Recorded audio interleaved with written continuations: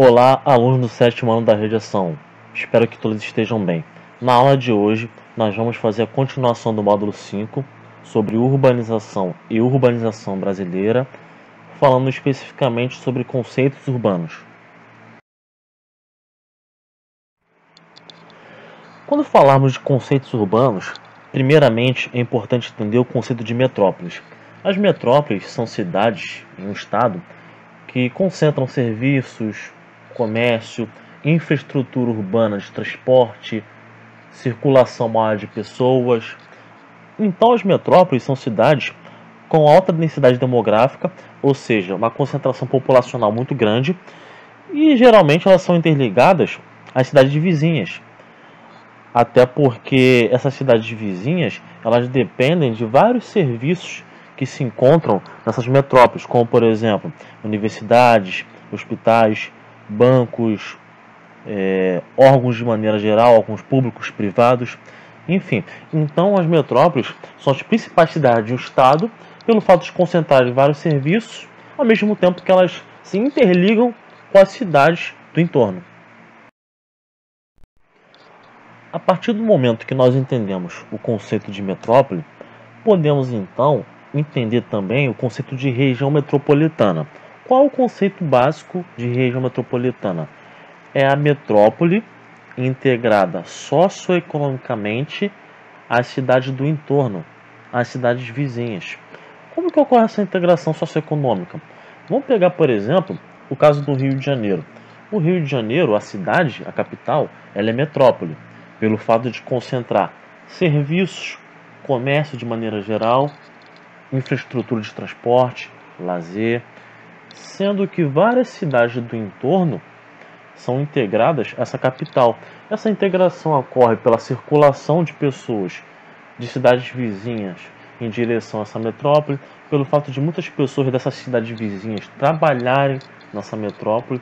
Tudo isso de uma maneira que ocorra uma circulação através de meios de transporte, sejam eles metrô, trem e ônibus. Então a região metropolitana, ela corresponde à metrópole, que é a cidade central, com uma integração socioeconômica em relação às cidades do entorno.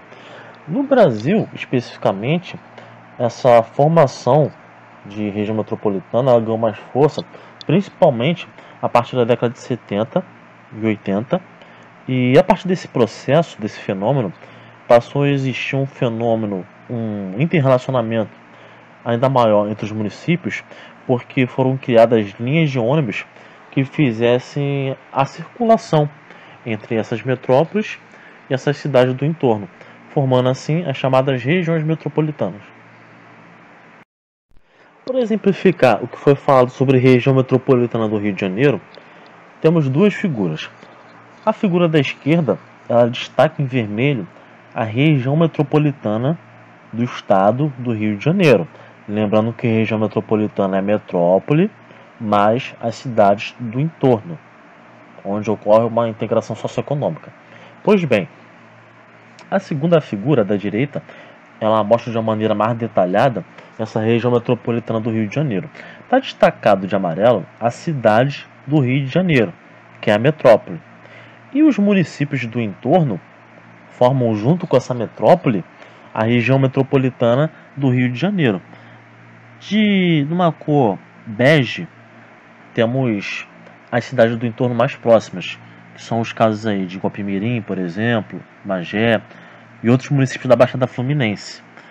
Temos também, no outro lado, da Baía de Guanabara, outras cidades também, que estão integradas à cidade do Rio de Janeiro, que são exemplos de São Gonçalo, Niterói, Maricá, Itaboraí, dentre outras.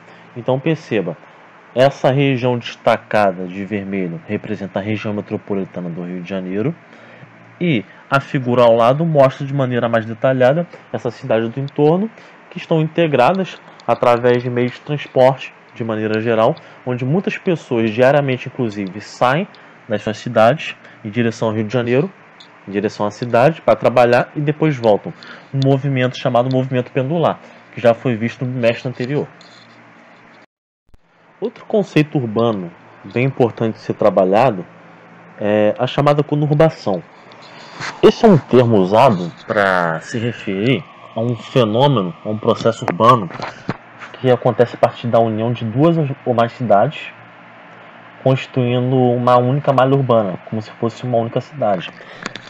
Esse processo ele acontece pelo crescimento horizontal dessas cidades vizinhas, onde fica cada vez mais difícil você delimitar a fronteira entre essas cidades vizinhas. Então, por exemplo, se a gente pensar na cidade do Rio de Janeiro, sendo que essa conurbação ela acontece não só entre cidades, mas entre bairros também. Temos, por exemplo, chamado Grande Meia, sendo que nesse Grande Meia nós temos vários bairros vizinhos, como por exemplo Abolição, Água Santa, Caxambi, Pilares, Quintino, Riachuelo, Sampaio, Todos os Santos, dentre outros. Esses bairros eles se expandem de maneira horizontal, ou seja, acontece um crescimento urbano onde fica cada vez mais difícil você delimitar a fronteira entre esses bairros. Então, a partir disso, você tem um processo chamado conurbação, onde você tem a constituição de uma malha urbana cada vez mais unificada pelo crescimento entre bairros ou cidades. Agora, quando falarmos de megalópole, temos que ter em mente que ele é um conceito que envolve conurbação, pois as megalópoles elas são regiões metropolitanas que são conurbadas, formando então um grande conglomerado. Então perceba nessa figura da esquerda, nos Estados Unidos, que temos uma megalópole, chamada Boswash, inclusive. Ela envolve algumas metrópoles, consequentemente algumas regiões metropolitanas, desde Boston até Washington, agrupando cidades como, por exemplo, Nova York, Filadélfia e Baltimore. Então, Boswash é a sigla que se dá, a denominação que se dá a uma megalópole nos Estados Unidos, que envolve várias regiões metropolitanas que se conurbaram, ou seja, se juntaram e se expandiram. Agora, no caso do Brasil, tem uma discussão inicial em relação à formação de uma megalópole entre a região metropolitana do Rio de Janeiro e a região metropolitana de São Paulo. Isso acontece pelo fato dessas regiões metropolitanas se expandirem horizontalmente e ter uma circulação muito grande de pessoas e serviços, até mesmo de capital, entre essas duas regiões metropolitanas. E o que, óbvio, facilita esse processo todo é a Via Dutra, que interliga Rio de Janeiro a São Paulo, e as atividades econômicas que se desenvolvem ao longo dessa via. Precisamos agora diferenciar dois conceitos urbanos importantíssimos, que são megacidades e cidades globais. As megacidades correspondem às cidades que possuem uma aglomeração urbana acima de 10 milhões de habitantes. Então temos aí o ranking, por exemplo, das maiores megacidades do mundo. Em primeiro lugar, Tóquio, depois Nova York e o 10º, Buenos Aires. Então perceba, essas cidades têm em comum o fato de possuírem mais de 10 milhões de habitantes, o que as credenciam como megacidades. Agora, cidades globais já é um conceito diferente. Embora a nomenclatura seja parecida, as cidades globais elas correspondem às cidades no mundo que concentram serviços, comércios, que têm uma grande capacidade de influência no mundo de maneira geral. Então, podemos considerar, por exemplo, desse ranking, Tóquio como uma cidade global, Nova York, São Paulo já não consideraria uma cidade global porque não tem um poder de influência muito grande, nenhuma concentração de serviços, assim como Tóquio, por exemplo, Nova York, Buenos Aires também, ao mesmo tempo que é uma megacidade, ou seja, possui mais de 10 milhões de habitantes, não seria considerada uma cidade global, porque o poder de influência de Buenos Aires é restrito basicamente ao Mercosul, ou seja, a América do Sul em algumas áreas. Então percebam que a diferença entre megacidade e cidades globais ela é muito grande, porque ao mesmo tempo que megacidade ela leva em consideração questões quantitativas, cidades globais elas levam em consideração questões qualitativas, ou seja, a importância econômica a nível mundial de algumas cidades no mundo.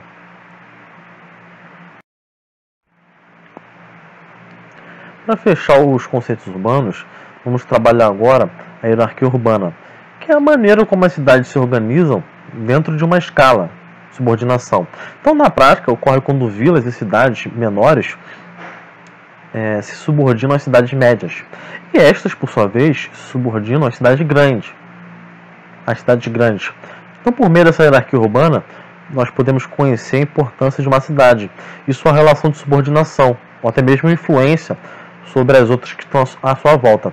Então, se a gente pensar, por exemplo, num quartel, nós temos uma hierarquia que começa pelo soldado, mais acima o cabo, mais acima o sargento e por aí vai.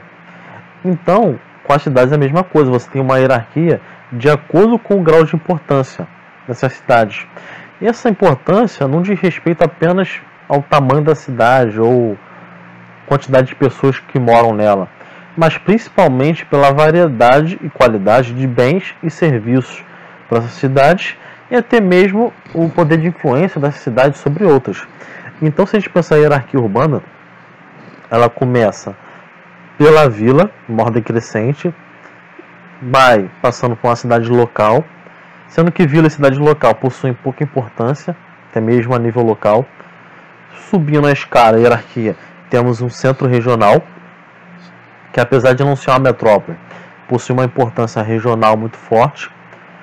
Continuando, temos uma metrópole regional, que ao mesmo tempo que é metrópole, exerce uma influência muito grande a nível regional no país.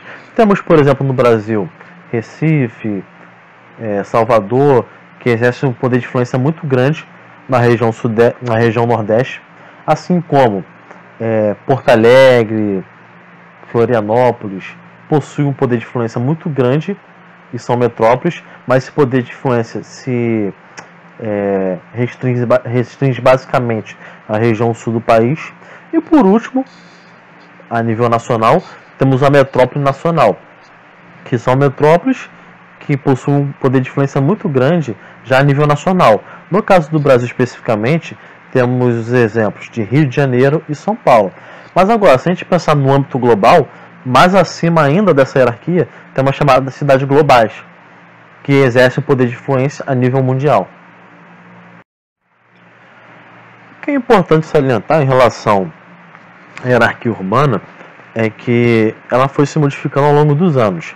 À esquerda nós temos o esquema clássico: vila, cidade local, centro regional, metrópole regional, metrópole nacional.